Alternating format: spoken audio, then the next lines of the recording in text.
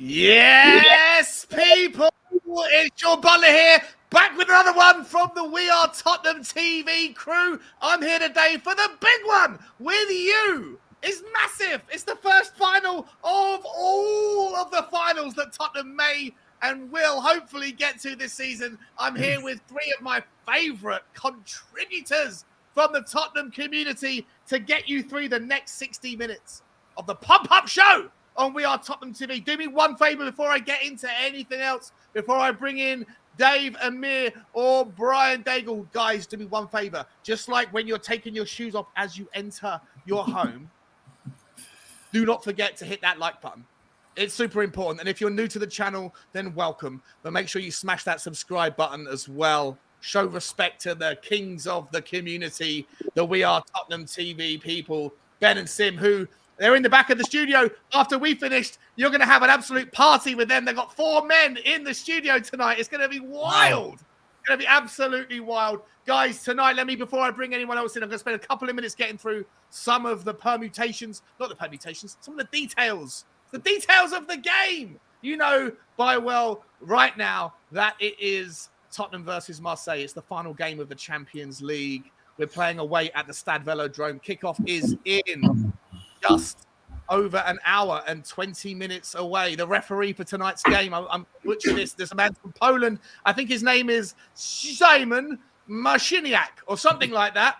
The VAR guy, the guy that's probably going to have some impact in the game, is also named as Thomas Kwiatkowski or something like that. I don't know.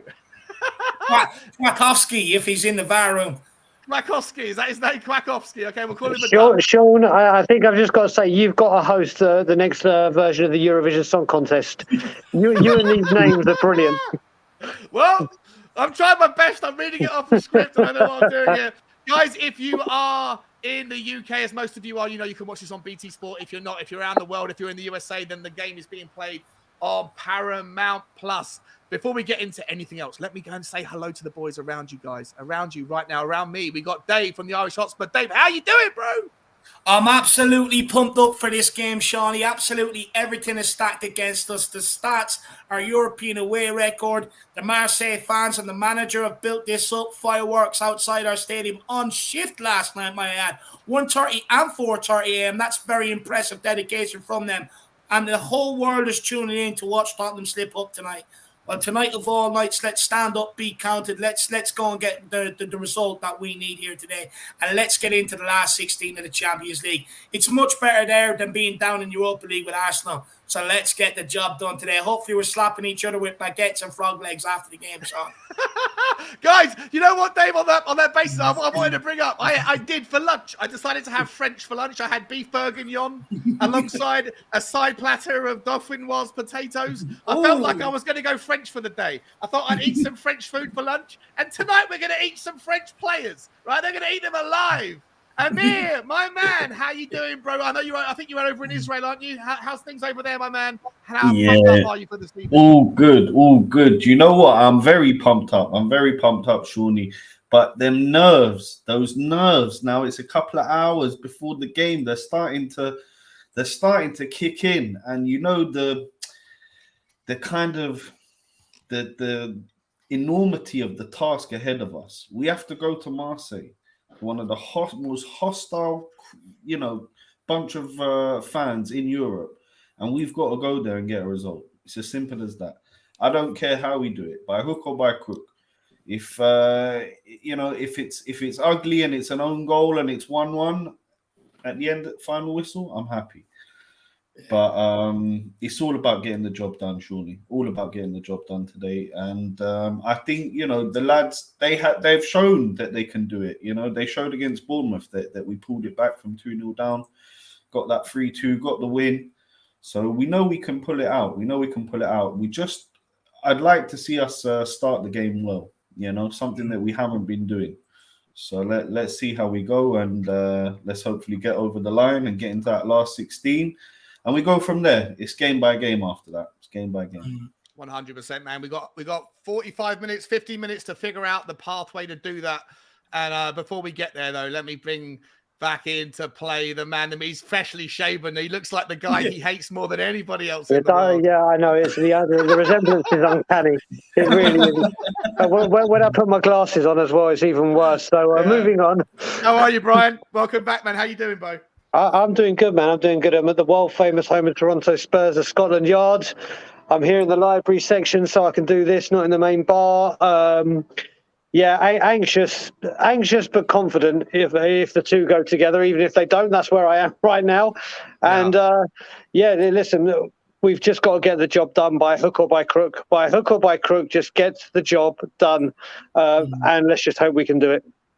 Lovely jubbly, my man. Listen, we're going to come back in just a moment and we're going to be talking. I think it is about 17 minutes until the teams are out. I will have them for you all as soon as they drop. But just before we get into some questions around the atmosphere and what you guys want to see, I want to just let everybody know, for those of you, if you've been living under a rock and you don't know, Tottenham are currently top of the table, but any of the 4 teams in the group can succeed. They can qualify tonight. Essentially, Tottenham will go through as group winners and will be seeded for the next round if they win tonight. If they do happen to draw this evening, they could either finish first or second. If they finish first, it would require Frankfurt and Sporting Lisbon to also draw. If that happens, then we're all good anyway. If, however, one of those 2 teams win, then we will go through as second and have to face the might of maybe a Napoli or, God forbid, a Bayern Munich in the last 16. We'll deal with those connotations when we come to it. But, of course, the bad news is, guys, that if we don't win tonight, we don't drop out. There's no scenario where we get out of Europe altogether, but we do have to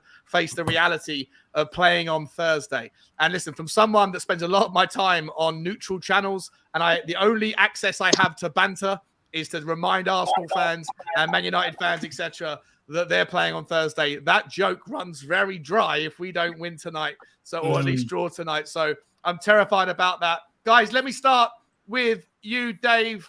Look, just give me your overall thoughts, my man. Before we get into the pressure cooker scenario, I want to ask you about the pressure of the environment in a minute. So save your thoughts on that. But just generally, how are you guys feeling? Dave, I'll start with you. Look, I'm feeling a bit nervous. I'm feeling a bit apprehensive, Sean. As we know, we can give away cheap, easy goals and find ourselves 1-0 down very, very quickly, regardless of the start we make in the game. Our away form over the last few years, especially away from home, has been absolutely shocking. We haven't won, I believe, in 7 attempts away from home across Europe. That stretches from Europa Conference League, Europa League, and the Champions League. And it's extremely hostile out there this evening. So for me, look, we don't deal well with hostile situations, pressure, as you would say, Sean, a pressure cooker situation. But, tonight is the night to forget about all that, dust it down, go out and do it for Conte just as much as for themselves tonight. Look, it's not going to be easy. Marseille will throw everything and the kitchen sink at us tonight. It wouldn't surprise to see one of them ultras in the fans with a kitchen sink ready to throw, if I'm being brutally honest. But they're going to go for it. They have to win tonight to give themselves any chance of getting out. And we've just got to have the right mentality, a steely mentality, and just produce the goods. Look, a draw is not too much to ask for, so let's go and get it done today. But we have to stand up and be counted. None of this, no more of this bottle ham, Hotspur, bottle jobs, etc., etc. Today, let's be Tottenham Hotspur. Boys, I've got to be honest. I'm so sorry. I've just found out the actual. Dave, I'm gonna give you the. Can you share my screen? The actual teams are out. Yeah. So, Brian, I'm going to come to you first on this one, man, because we haven't even got time to really think about any of those. We usually have a good half an hour to talk about it. I just want to say, Sean, before we get into the lineups, hopefully all the 2,000 Spurs fans that travel out to Marseille are safe. Apparently, it's been a bit like a war zone there all day. Fireworks, flares, riot, police out, this, that, and the other. So, hopefully, the Spurs fans out there are safe. Yeah, 100%. Yeah, 1,000,000%, of course. Yeah, it's been a crazy one. Guys, we got to get into this straight away. Brian, these are the teams, according to Spurs official. Yeah. We've got Hugo Lloris as captain. We've got Perisic. We have Eric Dyer, Longley, and Davies. So Eric Dyer playing on the right side of the back three, Longley in the middle, Ben Davies on the left. I think that's a three. We'll find out how you guys feel about that. And then either Perisic or Sessegnon. We don't know which way that's going to be yet. Either it could be one of them or both. Either or. One of them's playing on the left. One of them's playing in the inversion on the right. And then we're going with a 3-4-3 formation. We've got Rodrigo Bentancur and Pierre-Emile Højbjerg in the middle. And it is Sonny Kane and Lucas on the right-hand side. Substitutions for Tottenham are Fraser Foster, Emerson Royale, got my glasses on, Jed Spence, Matt Doherty, Davinson Sanchez, Japhet Tanganga, Ollie Skip, Mr. White, Mr. Basuma, Mr. Pape Matar Sarr, and Mr. Brian Hill. Wowzers. So how do you feel, Brian? Talk to me. So I got told earlier on today that the chance of Sessegnon playing on the right was very, very likely, and it looks like it's come true. So That's a positive. Listen, we didn't want Romero. People don't want Doherty. So I've said it before. I'm a fan of Sessignon. I think he just needs to have more confidence in himself. I'm happy with that. I'm happy that Sanchez ain't there. Excuse me, because we're talking about the pressure and how volatile that fan base is going to be, and concentration needs to be at A1. And Davinson Sanchez does not have that in him. So I'm happy with that. And do you know what? I'm actually quite happy with the squad. I would have liked to have seen more. I would have liked to have seen Hill instead of Moore. I think Hill's done more to warrant a first team chance. Maybe he doesn't want to risk it on the Champions League. But all in all, I think from that's the best what we can put out. What is concerning is the bench of how many defenders and midfield. There's not a lot of game changing. There's Brian Hill to change the game. But hopefully we won't need to worry about that because we'll be spanking them. But I think that's the best we could have hoped for. I'm actually very happy with that lineup. It's very gung-ho. Well, not gung. I wouldn't say gung-ho, but you're absolutely right, Brian. There is nobody to turn to on the bench should needs must other than Brian Hill or to pivot to a 3-5-2. Amir, how you doing, buddy? How you feeling about this? I'm so surprised that this team news has come out so early. I had so many questions to ask you before we get to it. I have to put them back. How you feeling, Amir? What's your thoughts on it? I'm liking the lineup, and to be honest, the fact that we're sticking to the 3-4-3 that we know Lucas is going to slide in there and hopefully be a live wire, in that front three, and hopefully be able to dribble past a few players, knock the ball in the box. My only real worry, is always going to be that defense. That someone in there is going to make a mistake. So we have to just make sure that we're very, very calm in the back. We're very aware of what we're doing. No silly balls, no silly back passes. Lloris has got to be, on his game 100%. And like I said before, it's all about getting over the line today, lads. Like it really doesn't matter to me whether we win, whether we draw. I just want to get over that line, get to the next round, get to the last 16, and happy days. Dave, love that, by the way, Amir. It's so important just to find a way to get it done. And listen, we've gone for it. Like there's no plan B that can make us any more aggressive or offensive than this one. Dave, you were calling on the last show on your channel for Dyer to play on the right, Longley in the middle, Davies. You're happy with that? It's a little bit of an experiment, right? We've only seen that particular version of the back three in the second half against Bournemouth. And whilst it worked defensively, they haven't been tested because in that second half, Bournemouth didn't really come for us at all. Are you worried about the somewhat experimentation of Dyer on the right, Longley in the middle for such a big game where Marseille have got far more, attacking options than Bournemouth did in the second half? Look, I think there's definitely a recipe for disaster there. Perisic, last time he played at right wing back, he was so high. There was no cover at the back line. I think that was against Leicester. No cover for the back line whatsoever. Now, where I do maybe fear is Dyer, the lack of pace. If they do get down that side, can he handle it? But what I will say, Sean, is I think this is a lineup where we're looking to dominate the ball, in my opinion. You got Langley in the middle.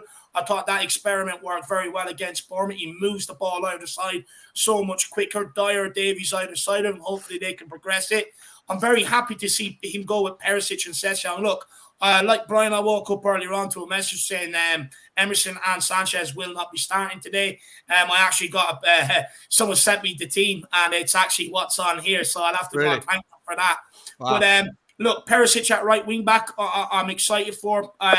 Emerson, look, as much as I've liked the guy, I think he really pissed me off against Bournemouth. I did not want to see Matt Doherty because I know that he just wouldn't be able to stand up to a game like today. Sessignon over at left wing back, I think he deserves to play purely because he got his goal. He was absolutely awful before he scored his goal, but hopefully we see a lot more from him. Now, the biggest thing with these guys is can they stand up to the hostile atmosphere, the pressure? I reckon that Igor Tudor, the Marseille manager, if I was him, I would use the crowd, use the raucousness of the crowd tonight and get them pressed straight across the back line. But where I think it's real positive, Sean, is the 3-4-3. Look, Benchko, Højbjerg, and midfield, fine with that. But bringing in Lucas, because, look, a lot of people wanted the 3-5-2. But in retrospect, it has not shored up that back line the way we wanted it to. In fact, I would argue it's probably got worse. And Kane and Son are often left very, very isolated in that 3-5-2 formation. And are left dealing with long balls pumped up to them. where they can't really do anything with it. So with having Lucas there, it'll give us a body to get out, hopefully get us up the pitch, and we won't be penned in for as long as maybe we normally are. That is the hope of this formation. But be interesting to see whether Lucas does start on the right or whether he starts as a number 10. Sean, what do you make of it? Yeah, I'm really happy. Like I'm thinking right now. Like I think. Listen, I wanted us to come out all guns blazing. I wanted us to come out and have a system where we don't need to. I've been saying it for a while. Like this idea where whether it's true or not that the manager wants us to preserve energy in the first half, which is the response, like the rationale for why it is we play, so weak and timid in the first and then come after it in the second. That the benefits of that don't outweigh the costs if you can't protect your back line enough to go into halftime 0-0 or 1-0 up. If you go in 1-0 down or 2-0 down, the entire purpose of that exercise is pointless, is fruitless. To be honest, I wanted us to come out today because I know that they're going to come out. They have to come out. They need a win. They have to come after us. And for me, if you went in with a 3-5-2 with Basuma in it and Sonny and Kane at the top end of the pitch, but there was no connection, there was no connectivity or chemistry between any of the other departments of the team, then I just don't think that it necessarily works on an offensive counter-attacking philosophy. And I still think we're vulnerable at the back when you don't have Romero. So for me, I'm really happy. Where I would say that there's even more scope here to discuss is if you look at that back line, there's the potential here for Tottenham to even go into a 4-2-4 at times. And I wonder whether that's part of the motion, right? Because you could easily see a situation where Davey steps back into the left-back into the left-back role, should needs must, and Sessegnon can sit back in a right-back, and then obviously you've got Longley and Dyer that could equally just go back into the middle of a back four. And then you have Perisic moving more forward. So I'm interested to know, boys, whether or not, I'll start with you, Brian. Like, do you think that is that part of the process, part of the mindset here? And I've got a lot of questions that I want to ask you boys about the pressure cooker environment and the absence of Conte and how that looks. So save your thoughts on that for a minute until we'll talk about that. I've got some questions for you on that. But generally speaking, Brian, do you think that there's any likelihood here that we could even see us going into a 4-2-4 when we're moving into when we have the ball? Or do you think it will be a stable 3-4-3? I think, Sean, you got a point with it being that, but I think we have the option to do that should the worst happen and we go a goal down and we need to attack. I don't think you'll see it when we're level pegging or we're in the lead. I can't see it being as risky to say, right, let's go 4-2-4 and go gun ho. But let's say we go 1-0 down at the end of the first half or beginning of the second. He has that option immediately to say, right, go attacking. And it like you said, and like the way you explained it perfectly, that option is there without having to make any changes. And we've been saying how he's limited on the bench. So I think bear in mind that could be the way to do it, because then he can just flick it with a turn of a switch rather than having to make substitutions. So I think what the point you raised will be used. Please God it isn't, because we won't be going 1-0 down. But I think that's there in case we do need to. Then that option's there. Yeah. Lovely jubbly.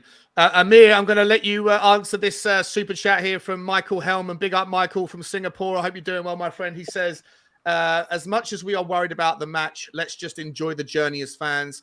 Hopefully the players earn the right to wear the badge of this great football club. 100%. Amir, listen, mate, look, for me, at the end of the day, I think that if Tottenham get through to the last 16, that's the expectation level. Anything more than that, if we get beyond that, we've overachieved. If we don't make it through tonight, personally, I think it's a bit of a failure, definitely a failure, given the standard of and the group that we faced ourselves with. But Michael's saying, Amir is saying, guys, let's just enjoy the journey either way. Let's just appreciate the emotion and the energy that we're all feeling today. And there's not many other clubs out there right now that have had this kind of cup final, feeling this nervousness this early in the season. Amir, what do you want to say to Michael, my man? How do you feel about what he's asking or what he's saying? I want to say, first of all, big up for the super chat. And, I think he's 100% right about enjoying the journey, right? We do have to enjoy the journey. We do have to sit down tonight, everyone relax, crack open a few beers, get some snacks together, get your mates round, enjoy the match, enjoy the atmosphere. It's going to be crazy down there in Marseille on the south coast. But we have to be in it to win it. And you know, you said about it being a success, you know, getting to the last 16, Shawnee. To me, that's not even a success. Even getting to the final and losing, to me, that's not even a success. To me, a success is having a trophy and bringing it back to White Hart Lane and having a parade down the high street. That to me is success. That to me is success. Just to clarify, I didn't say success. I said if we get to the last 16, I think that's par for the course. That's basically what Tottenham, for me at least, the expectation, the minimum. If we don't make it to the last 16, I think this is a failure. If we get past that, we're overachieved. I see. It's a milestone. I see. It's a milestone. Yeah, no, I agree. I definitely agree with that. That, you know, it's kind of expected for us to get out of this group, but no group's easy. And look, these teams have been tricky for us, and going away from home's been very tricky for us. We saw what happened in Lisbon. We know what happens away from home. It's why tonight is such a test. And yeah, we do have to enjoy the journey. But having said that, the players, everyone needs to be spot on today. No mistakes, no silliness at the back. And I think personally that this lineup, it's built to hit them on the break. It's built to hit them on the counter. It's built for them to have a bit of the ball. Boom, get Lucas up the pitch. Couple of touches there. Sonny into Kane. That's what we're going for today. And if we can nick an early goal and really ramp up the pressure on them, then we're in with a fighting chance. I also agree with Michael. You know, about enjoying today. A lot of Spurs fans are going in apprehensive, nervous, sort of waiting for us to give everybody a chance to meme us and laugh at us. But at the end of the day, we sat here doing NS Mora, Vitesse, Rennes, Pachos, the Verera, teams like that. We enjoyed it to be back here for these nights, to enjoy these nights. So forget the nerves, forget it. This is Champions League football. Remember, only one club in North London can say that, by the way. So let's go into tonight and just enjoy it. It's squeaky bum time, but this is what we've wanted. This is what we've been pining for when going through the Europa Conference League, when going through the Europa League, to be back for these nights. So let's fucking get after it. I know the group hasn't gone to plan, but we still have a chance to rescue the plan, Sean. 100%. Listen, I've got the Marseille team in front of me, but I'm actually not going to share it right now. I want to save a little bit of fire on that. I want to stay with you, Dave, for a split second. Well, not for a split second. Take as much time as you want. I want to move to, before we get into the atmosphere, well, you can combine it if you want. The impact of not having, we know we don't have Kulusevski. We know we don't have Romero, and we know we don't have Richarlison. All that stuff to one side. We should, in my opinion, have enough about us to beat the Marseille team that we're going to talk about in a little while. However, I do want to talk about the impact of not having Antonio Conte on the sideline. Dave, listen, for all of the reasons in the world, whether it's halftime, team talks that put rockets up the team players' asses, to relying on Stelletti or whatever his name is to make the decisions during the game, what sort of impact do you think not having Conte on the sideline is going to have, and how do you think that Tottenham are going to cope with it, with the absence of our great leader? Look, I think it's going to be a huge impact, if I'm being honest, Sean. Look, there's two types of managers. One that can give the team talk, have them prep during the week, let them go out and do their job. And then there's other managers where they're constantly at the players on the sideline, this, that, and the other. And that's what Conte is. He's constantly yelling at them, issuing instructions, pulling people into positions. And I hate to say it, but some of our squad need Conte on that sideline. They need him roaring at them. They need him screaming at them, shouting at them, pulling them into positions. They need it. And for me, that worries me. That's the biggest worry about today, is not having him there. You listen to most pundits, they all talk about how animated he is on the sideline. But this is what this squad needs. Jose Mourinho has also alluded to it before, and these guys need someone on the sideline to coach them and baby them through the game. So I think it's going to have a huge impact. But I also hope that the players realize that Conte's managerial abilities, plus giving a lot of them their fitness and confidence when he first walked in here. Hopefully now this is a night where they can stand up and repay everything he's done for them. Because he's believed in them. He's given them confidence. He's probably told a few lies about them, a.k.a. Dyer could be one of the best centre-backs in the league. So it's up to them to repay him. But what I will say is, Stellini has a 100% record. Last January in 2021, he had to take over for Conte. He had a two-match ban at Inter.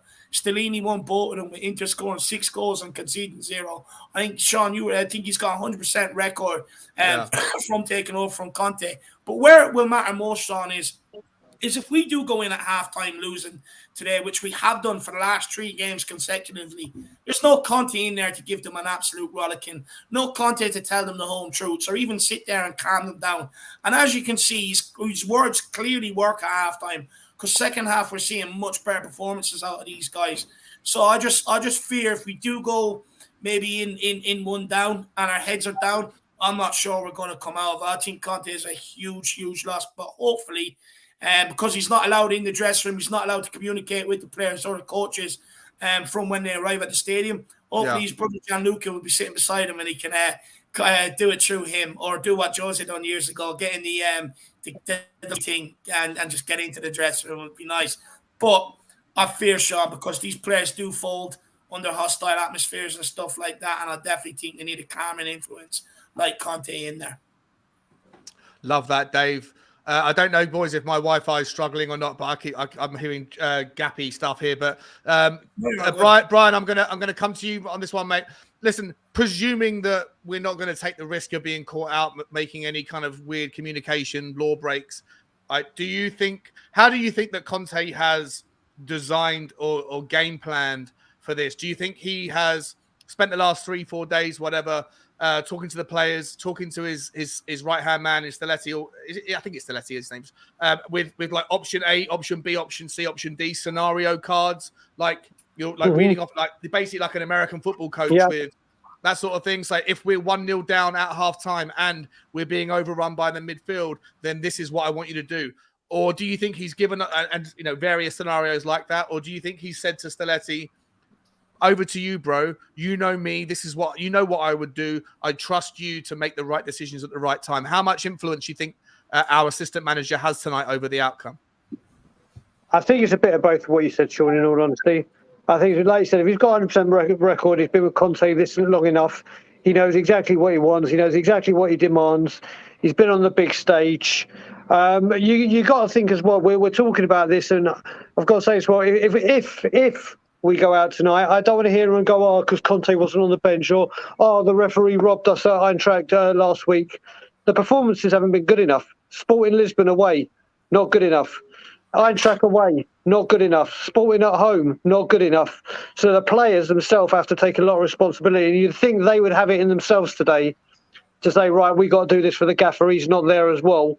We got to buck our ideas up and give a good account of ourselves. But I really think that it's going to be a bit of both. What you said, you can see Conte's very rigorous in what he has, and he wants everything done in a set format. But you can see with him not even being there, say it's a very expansive lineup. Yeah. So maybe he has got a bit more clout than we're thinking. So I really do think it's a bit of both, in all honesty.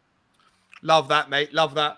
Amir, let me bring you on this one, mate, before we move into the Marseille team, because it's quite an interesting one. I think they're going to go with a certain formation. I want to talk about that in a second, looking at it. I'll bring it up in just a moment. But Amir, do you think that maybe, going on what Brian's just said, do you think that potentially the reason why we've gone for such an aggressive kind of plan A, go for it, and doesn't really leave much room for a plan B, at least in an offensive mindset, do you think that is because Conte's not there to have to think for himself, and that he's kind of removing the ability for Stelletti to have that ability to go to a plan B, and that essentially it's, what we saw from Conte in the first half of the season, or first half of the season so far, which is Conte comes with a game plan and then doesn't like to make changes. I know that since, after the Arsenal game, from the Arsenal game on, he's been a little bit more, dynamic, and has a little bit more willing to make proactive changes at half time or in the 50th minute. But before then, he was very much a kind of guy who set up his team all week, had his game plan in his mind, and liked to let it play itself through. And he got a lot of criticism from Tottenham fans for that. Tonight, I feel like he's put everything on the table and gone for it from the word go. I'm all for it, but I want to know from you, Amir, like the fact that he's not there to be able to pivot, does that in itself show why he maybe has gone for the formation that he's gone for? Sean, I don't know. I think maybe you're over-analysing things a little bit. I think this is the same team he would have gone for. No, I'll be honest with you, because I think he would have gone with the same team if he was on the touchline. This is the 11 that he thinks can get the 3 points. with the formation that he's going to go with the 3-4-3 that we know. So I think that's why he's put that team out. With regards to him not being on the touchline, of course. Oh, is that just me, or is he lost I think Amir's gone. No, he's back now. You're back. Oh, no, I was just saying, so Conte, you know, it's going to make a difference, but we can't be using that as an excuse, lads. We cannot sit there and be like, oh, well, you know, Conte wasn't, and oh, you know, the VAR in the last match, it's because of that. No, we have the opportunity here to get the job done tonight. And we don't even have to win the game. We don't even have to win. We just need a point. So if we go out there and with this team that we have, with the pace we have up front, with the clinical finishers, Kane and Song, with Bentancur on fire, with Højbjerg provided, we have enough there in terms of class to get over the line tonight. It's as simple as that. And Conte would have made sure that the players will repay him for all the faith that he's shown in them and for all the improvements that he's made. You know, in less than a year's time, he's managed to take players that were here and take them up to here. You know, who would have said that Davies would have been a critical player in our squad, you know, a year ago? Yeah, 100%. We really do have to focus. We really do have to focus today and get the job done for Conte, and then we can focus on the last 16. I just have to say very quickly, do you know what the definition of stupidity is? I'm going to tell you. It's an Arsenal fan coming into a Spurs group on a Champions League night to bitch at Spurs playing Champions League football. And when they realise they're in the lower league, the only thing they can say is won a trophy. And all I can say to you is, want to play in the top four? Want to finish above us? 6 years and counting, my friend. How stupid are you to come into us before the game when we could be about to go into the knockout stages to go fossil football? You know what, Brian? I just have to say one thing. When you had George Graham, your fans sang boring, boring Arsenal and won trophies. But now you're coming in,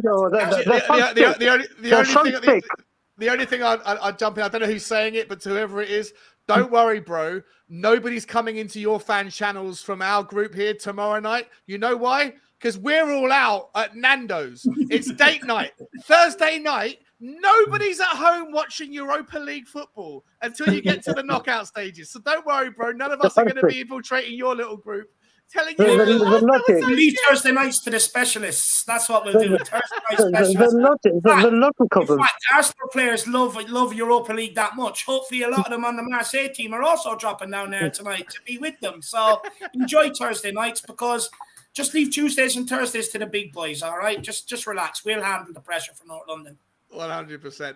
100%. I mean, listen, mate, I love what you're saying. But listen, I do think there's a consequence to going with the 3-4-3. We've got to talk about it right now. And one of the risks of going 3-4-3 with your best ever 11, or the best 11 you can put out there, is if the other team happen to overrun the midfield. And Dave, if you can bring up the Marseille, the screen for me. So many Arsenal fans in here, I can't even bring up comments anymore. But surely we got a plan B for that. We got a plan B for if we get overrun in the midfield. You know what I mean? And the way Bentancur and Højbjerg have been playing recently, I put my faith in them. Honestly, the way those boys have been mopping up over there, they've been doing a fantastic job. So I think the plan B will be there. Will be in place. You know, if that does happen. Yeah, 100%. Look, it depends, I guess, on whether Tottenham play a traditional 3-4-3 with Lucas Moura on the right, or whether they move him into the centre, into a 10 role. For me personally, I prefer Lucas in the 10. I think he's far more. I think he has the propensity to go missing when he's sat out on the right hand side, especially if he has a wing back behind him who doesn't want to get forward. We're going to see what Sessegnon or Perisic, whoever's going to play on that side tonight, does. But the Marseille team is also out. Got Pau Lopez in goal. They've got the three centre-backs of Balerdi, Bemba, the man who got sent off against us last time out, and Bailly, I'm not sure how you say his name. You've got Klaus on the right. They've got Tavares on the left, the danger men. And then they've got a midfield three of Veretout, who's a big baller. He's a dangerous player. Rongier, the French man. Oh, sorry, I'm not sure where he's from, but I think he's French. He is a very tricky player as well. And then, of course, the old Arsenal man, Guendouzi. And then they're going up for a front two of Harry and Alexis. Listen, Alexis, the old Arsenal man as well. Yeah. A lot of kind of Arsenal influence in that team. Maybe that's the reason why Igor Tudor's put them in.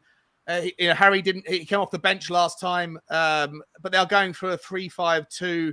Obviously, that does leave. I mean, Guendouzi plays more in a 10 role anyway. He has the ability to float forward. So it could be if Lucas Moura, Dave, is playing in behind the front two, then it looks like it could be a match for match. But if Lucas Moura has been given the role of playing out on the right-hand side and looking to break on the counter, then we maybe have the problem to overcome here of being overrun in the midfield. Are you a little bit threatened by this team at all? What are your thoughts?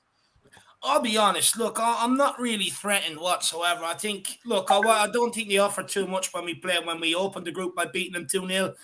But a team with a chance, you just never know what they can produce. But look, the three in midfield, yeah, I'm slightly nervous over it, Sean. But what I will say is Bentancur and Zinedine Salzburg have absolutely upped their game in the midfield. And I think, despite many people maybe saying they can't handle the overloads in midfield, they've proven that they can. So I'm hoping that we see the energy levels that we've seen from Bentancur and Zinedine Salzburg, and they can get around that midfield today. I would actually prefer to see Lucas out on the right-hand side. I think he'll get a lot more space out there, especially on the ball, than what he will maybe running through the middle. I'd love to see him get a run at Eric Bailly. I think he'd absolutely destroy him. That guy was useless at United. Paul Lopez used to be at Spurs, wasn't he? He was at loan at Tottenham for a while. Yeah. But look, that Guendouzi guy, honestly, just rattle him. First chance you get, absolutely rattle him so that he shies away from the ball. I'd be interested to see how far Jordan Vertu gets on, because we were linked with him. But Sean, look, I'm not really worried. I would have said I'm more worried if Payet was in the starting lineup, because that guy has the ability to produce something from absolutely nothing. When I look at Marseille's team, do I see that in there? I'll be honest, I don't. So I think it's a huge plus that there's no Payet tonight. Because he's on the bench. He's on the bench, right? So he could come off. Yeah. This is a problem. This is why I think that it's so important for me, at least, that Tottenham don't do what we usually do, which is try and sit and protect. If you're going to go with a 3-4-3, and I see someone in the comments, I think it's Dave, who's saying if Lucas is coming into a 10, then isn't it a 3-5-2? Like, I mean, it's all just pictures and numbers on a tactics board. Essentially, I think that would make us a 3-4-1-2 formation if Lucas is doing it. But for all intents and purposes, Lucas isn't going to really play too much of a defensive role. I'm worried a little bit about if we can get through to half time and we 1-0 up, I think we can do enough to get by. We've got some options defensively. What I think we're going for here, and I want to bring Brian in here and ask you, mate.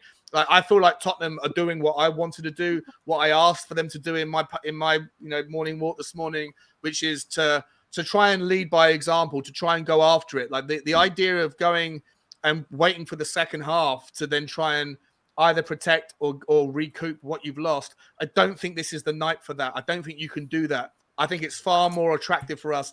Marseille have to come. They have to try and score. And so that does suit the 3-4-3. It does suit the ability for us to break on the counter. And for me, look, if we can get to halftime 1-0 up, if we can get into the 60th, 70th minute 1-0 up with something to protect, then I think we've got all the options on the bench to come in and to defend and to protect and to try and get the job done. But listen, to Dave's point, people like Payet on the bench, Brian, they're danger men. There's also danger men on the pitch. I think Tavares is a really, really good player. I think Klaus is a very talented right wing back as well. I do think the back three are pretty. I think Mbemba is a very strong, powerful, pacey player. He can get back and cover well, but he's got a mistake in him. I don't know what your thoughts are, mate, and whether or not you think that going after it in the first half against this particular style of 11 from Marseille is the right decision. What are your thoughts? So Tavares, I'm a big fan of. I think he's a really exciting prospect, a real good player, and he's a danger man. Payet, we know, is not just his ball playing skills. If he comes on any set pieces, anything outside the area, he is lethal. So we can't be giving away that. Listen, what I want from this team is not even coming out. I want you to play with a bit of pride, power, and passion, desire, dedication. These fans that have travelled the length and breadth of the country and now Europe, and even in a very, very hostile place where there is today, risking their health and safety, being at these games, you deserve to put on a performance. You deserve to turn up and go out. Listen, Manchester United was spineless, but everywhere we've gone, whenever they've been poor first half performances or poor performances in general, the one constant is those fans are incredible 12th men. Always you hear them out singing everything. Yeah, it's going to be tough tonight. It's going to be very tough tonight with their stadium, but they will give everything, blood, sweat and tears, literally, for this. And it's about time the players rewarded that and showed that they're appreciative of it, and the fans all around the world and at home. They've got to just go get. If we give a good account of ourselves and something bad happens, you can say, do you know what? We gave it all. We tried to play attacking. We did this. We did that. If we perform with a whimper again, it's not acceptable. And I think like you said, we've got to come out. And we've got the place to be able to grab the ball by the horns and say, right, we're Tottenham Hotspur. We're dominating you, not you're dominating us, and wait and see. And I want to try and get this game put to bed as quickly as possible. Get 2-2, hopefully 3-0 up by half time, and then we can say, okay, just keep your wits about you. None of this, let's go 1-0 down and or go. We've got to attack this game, because trying to defend it just hasn't been working, has it? Certainly hasn't, my man. Certainly. Well, I mean, look, it's worked. It worked against Bournemouth. I personally think that we should be able to take some level of confidence from the Bournemouth game. The first half was abject and objectively awful on most of the players in the team. We managed to figure it out, and that didn't require needing Sonny and Kane to contribute to the goal line. I do want to come to them in just a second, because I do think one of the last chapters of this conversation before the game starts is how important those two players are. But I'm going to come to that in a second. And Mir, before we get there, my man, I want to ask you, bro, like where do you see the kind of the difference happening in this game? Is it based on Tottenham's forwards nicking an early goal? Is it based on relying on our back three, an experimental back three? We, like I said at the start, we haven't seen Davies, Longley, and Dyer be under pressure defensively before, and it's a really weird time to have to experiment in my mind with a relatively unique back three that we don't particularly want to use, because Romero's absent and because Sanchez was just so untrustworthy and unreliable in the last game. Do you think the game is going to hinge on the back three staying solid, or do you think it's going to hinge on Sonny or Kane or Lucas Moura getting involved and then grabbing their chances? We are going to talk more about those two guys, the big players, in a minute, but yeah, just quickly, or take as much time as you want. But is it the back or is it the front that Tottenham are going to rely on more than ever tonight? It's going to be a bit of both. But I think the critical positions are Kane and Son, because if we manage to nick an early goal, it changes the dynamics of the match. Surely, if we get a goal in the first 20-25 minutes, they're going to really have to come on to us, which will leave even more space in behind for Moura and Kane and Sonny. So yeah. I think that that's going to be the key point of the match. Having said that, though, if the defense, if we cock this one up, if Lloris or any one of the defenders makes a big mistake, that's on us. We can't legislate for that, regardless of if it's Dyer in there, if it's Sanchez, if it's whoever. We can't legislate for these terrible mistakes. So we've just got to make sure that we're being stable at the back, we're being consistent, we're not making any silly back passes, mistakes, none of that. And we've got to hope that, Kane and Son, they're due some goals, lads. They are, they're not. And I think is Kane only got one goal in the 5 Champions League games or something like that. Yeah. So come on, Kane. You're chasing down records. You want to be banging in goals. You're our man.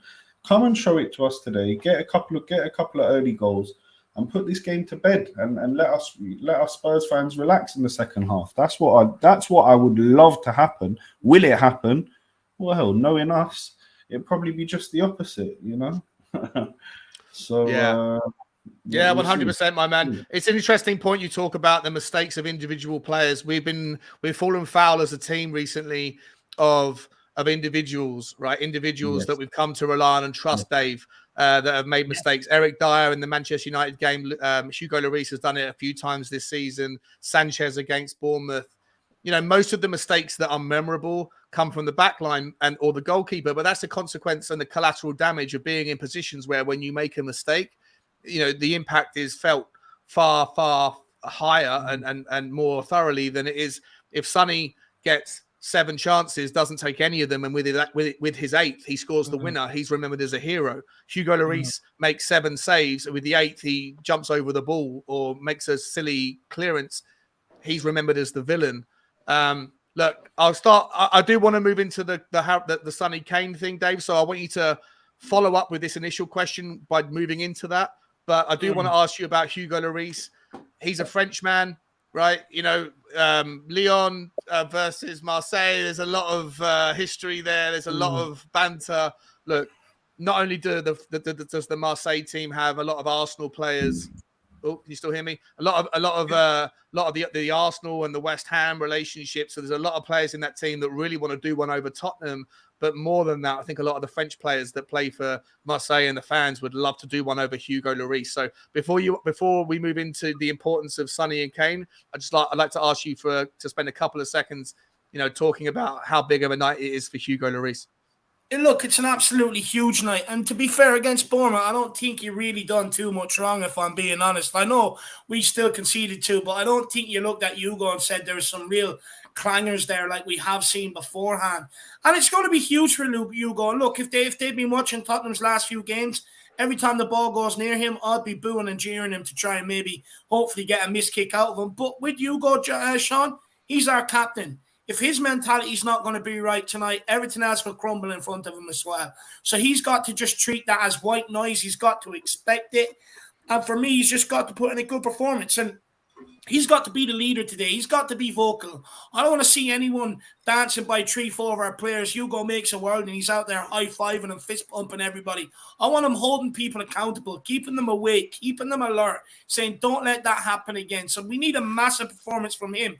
But Sean, as much as I go after the back line, which I think is purely justified, and I keep doing it until they get changed. But also, Kane and Son haven't been firing this season, and you're right, it has not helped us whatsoever. Look, Kane, I think, he's got 10 goals, but he's way off it. You look at our passing moves going forward, there's nothing really sticks. It's kind of like, even if it does stick, there's a disappointing pass from Kane or a disappointing pass from Son, and it's just not working, and we haven't took enough of our chances. But we also don't create enough for these guys either. Like, we're just hitting balls into the box, hoping one of them would get on the end of it. But anytime they do get the ball to their feet and they get a chance to run at it, they give it away. So for me, as many goals as Kane has got, and for the few that Sonny's got, they have to turn up tonight. They've escaped criticism purely because, and I think, okay, fair enough up to a certain point, purely because year in, year out, they've been the ones that have saved us. But they also need to start stepping up this season. They're getting away with it for now. I don't think they'll get away with it for much longer. But if we want to get out, as much as we're hoping for a massive performance from that back line, which we need, any chances that come in Kane and Son's way, they need to be clinical where they haven't been in weeks gone by. And it's that simple. Like Amir was saying, and like you were saying, Sean, if they can nick us a goal or two, completely change the complexion of the game, Marseille would probably be down and out. And then hopefully it'll just be more or less a riot for us there on the Marseille ground. But Kane and Son have to step up. As much as we need the back line, they're equally important today, Sean. I love it, mate. I 100% concur with everything you just said. Brian, I'm going to come to you. I don't know if we've got enough time for a few more questions. I have them if we need to. But, Brian, I do want to ask you a little bit more on that whole Sonny Kane thing. Listen, do you think that in any way there's a few people, myself included, that are a little bit concerned that some of the players that are going to the World Cup this year have taken their eye off the ball a little bit with Tottenham Hotspur? I'm not in any way ever gonna accuse someone like Heung-min Son of dropping the ball and like not caring enough about Tottenham versus playing for Sonny. I'm not necessarily gonna be prepared to offer the same confidence to Romero, because I do think that Romero is all about playing for his country. And I do think that maybe there's a little bit, it might be outrageous to say it, but I do think a little bit maybe of the reason why Romero isn't necessarily quite swinging the same way he did last season this season is because I know he's had an injury and stuff, but I feel like maybe he's got one eye on the World Cup. And I know a lot of players do, but do you feel like that there's any part of that with Harry Kane and Sonny's relationship this season not quite being on point, based on either because of the World Cup being right around the corner and neither of them necessarily want to get themselves, in too much trouble injury-wise or fitness-wise? Or is it just a straight down, just bad form. Like things happen, right? Continuity, chemistry doesn't work out. What is it that is going wrong between Sonny and Kane? The guys that have got the Premier League record for the most amount of goal assist combinations, that this season it hasn't really worked between them. Is it selfishness? Is it protection from the World Cup? Is it just poor form? What's going on with those two? So first of all, you and me spoke earlier about Romero, and it's not just Tottenham. This is every football team around the world. This is every football team around the world that's got it. But you look at other big teams, they have been able to, whatever buzzword you want to use, drop, rest, rotate. They have been able to do it. And quite securely, knowing that they've got other players that can do it. We don't have that. When it comes to Son and Kane, what I will say, you started this show, Sean, by saying it's the first final we've got this season. Okay, Now you look at it. When we've needed Kane to stand up in the big games, big games, the finals, we know what's happened. He does all the great stuff to get you there, but on the big occasion, unfortunately, he's not turned up in the finals. I just hope it's not that. Listen, I think a lot of it's got to do. You got to remember when it comes to Son, last season getting the Golden Boot and everything, there's a lot of attention that came his way. Everyone knew that he was a great player that scores goals. He's consistent, but he upped his game levels last season. Then they got the most deadliest partnership. Then there were the other accolades. Your other defenders are going to know. Whereas, like how we heard it with Callum Wilson when he said, Newcastle said that if we do that ball, run out because Hugo's going to do this or that. There's no doubt that other clubs are now saying, right, stop Son and Kane, stop Spurs. Yep. There is no doubt that they're saying this. And unfortunately, without Kulusevski, it's been found out. Plan B. There's been no plan B. And you got to say as well, Kane's passing, his final ball, which is normally, if Harry Kane had to put a ball on a it hasn't been there. You would put money on it. I mean, you just got to look in that Champions League game against Frankfurt when he whipped that ball into Brian Hill and it went flying over his head. Normally that's on the ground, on the floor, 2 feet, bang in the back of the net. There's just something with that final ball or that final pass. His radar's off or whatever's happening. He will come back and he will be great again. But there's just something, and I have to include Son in this. If you look at it, Son's only scored in 2 games. In 2 games now, and you've got to look at it. When we were saying earlier, and there was the whole debate about him, we're in November now. If someone had said to every single Spurs fan, Heung-min Son would only have scored in 2 games in November, 1 in the Champions League, 1 in the league. Every Spurs fan, no matter where you're from, and by the way, I do love Sonny. Don't you start that, David. I absolutely love Sonny, but you got to look at it. If you went to every Spurs fan and said, "Right, Son's only scored in 2 games this season," everyone would go, "You're having a laugh." I'll bet you anything he scored more, and it's something we've got to work out. And obviously, we've got to look at my final point on this is, like every other club in the world, the games have been so thick and fast. I mean, this is like I keep saying, that what we've had to do for 3 months is normally what we do for 3 weeks and Christmas, and that's it. Yeah. But they have relentlessly been at it, and I think after the World Cup, when the fixture list isn't as congested, we'll see better. Yeah, love it, my man, love it. Listen, Brian, we're gonna wrap it up. Amir, Dave, we're gonna wrap it up there. I'm gonna literally roll around the scores. I want to get final predictions from you. A final message of early celebratory and team spirit. Brian, I'm going to start with you, my man. First of all, where can we find you? Where can everyone? I think there's like 1,200 or something, some crazy amount of people watching right now. It's madness. It's awesome. Welcome to the crazy town of Tottenham's evening. Brian, where can everyone find you, and what's your score prediction for the Well, they can probably find me whoring myself out anywhere and everywhere in my free time. But one thing I will say, as Amir knows, we are having a meeting tomorrow afternoon or afternoon our time for when I'm back in London next week to finally get Tottenham on tour back up and running and back constantly. Like we ain't going away ever again. So look out. I'm back in London next Wednesday. I'll be going to the airport about 3 hours. About 3 hours time. This time next week, 3 hours time, I'm at the airport, and then there will be a lot of stuff coming Tottenham on Tour's way. Back once again with a lot more content, regular and constant. So that's where you can find me and the guys from Tottenham on Tour. And prediction. Yeah, do you know what? During this time, I've got to do heart and head because it's 2 different Tottenhams that turn up. So Head is saying Desmond 2-2. Hart is saying 3-1 Tottenham. 3-1 Tottenham. That's what we're going to go with. I love it, my man. Can't wait to see you back in London, mate. I just hope that Tottenham are still in the Champions League upon your arrival, and that's going to be sorted out this evening. Big up, Brian, Amir, buddy. Listen, mate, we got to wrap this up as quick as we can. So, where can people find you, my man? You got an amazing project going on, and also, what's your scoreline prediction for the evening? So I'm going to go with 2-1. I think we're going to nick it. We're going to nick it 2-1. They might nick a goal there on the break or something like that. Can find me over at Israel Uncovered or at the Open Peace podcast, either or. Got a little thing going there for the tour guiding business, and then Open Peace podcast, trying to bring Israelis and Palestinians together, talk a little bit about peace and resolving the conflict. But just hoping for a really good performance tonight and solid performance by the lads. And I think they owe this one, not just for the losses against United and Newcastle, but they owe this one to Conte personally. Since he's not on the touchline with the lads, do this one for Conte, get us over the line, and hopefully we'll see ourselves over the line in that last 16. Love it, mate. Love it. It's brilliant to stream with you again, Amir. It's always a good time when I stream with you, my man.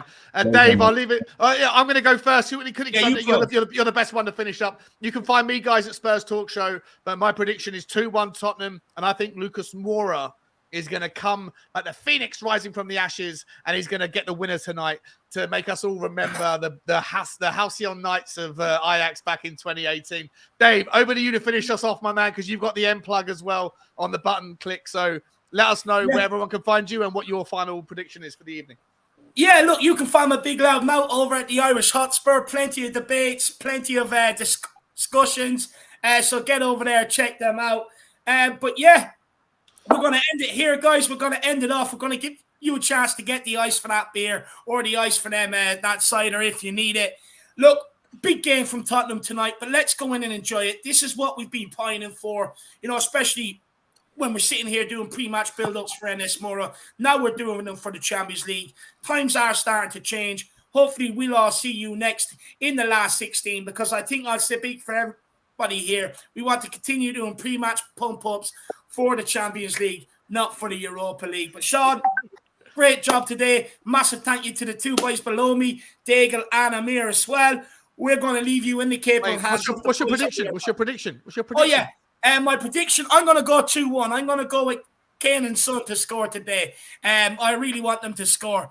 But guys, I'm going to leave it there. Your watch along will be starting. Make sure you check out all of our channels, and hopefully we'll all be sitting here after the game in jubilation, slapping each other with baguettes and throwing frog legs at each other. Why not fuck a few snails as well? Why not do that? But look, let's get after them. Let's get the job done tonight. Come on, you Spurs! Come on, you Spurs! Come on. Come on!